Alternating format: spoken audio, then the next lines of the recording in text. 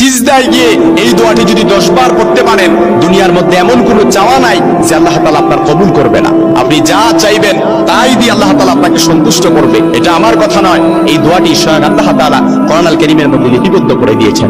আমাদের জীবনে যত যাই কিছু বলেন না কেন, উদ্বেগ, উৎকণ্ঠা, বিপদ, পেরেশানি যা কিছু আছে বলেন, সব কিছু থেকে আল্লাহ তাআলা পরিত্রাণ দান করবে। আপনি ঋণের বোঝায় চাপা পড়ে আছেন, ঋণে জর্জরিত আছেন, ঋণ থেকে মুক্তি পাওয়ার জন্য আপনি যদি সিজদায় গিয়ে এই দোয়াটি 10 বার পড়তে পারেন, আল্লাহ তাআলা ঋণ থেকে মুক্তি দান করবে। মামলা মোকদ্দমায় জড়িয়ে আছেন, সিজদায় গিয়ে এই দোয়াটি যদি 10 বার পড়তে পারেন, আল্লাহ তাআলা মামলা মোকদ্দমা থেকে আপনাকে মুক্তি দান করবেন। কেন বললাম? কারণ সিজদা হচ্ছে আল্লাহ তাআলার সবচেয়ে আল্লাহ তাআলার নিকটবর্তী হওয়ার জন্য উত্তম মাধ্যম। কোরআন আল কারীমে আল্লাহ তাআলা বলেছেন, ওয়াসজুদ ওয়াক্তারিব, সিজদা দাও আর আমার নিকটবর্তী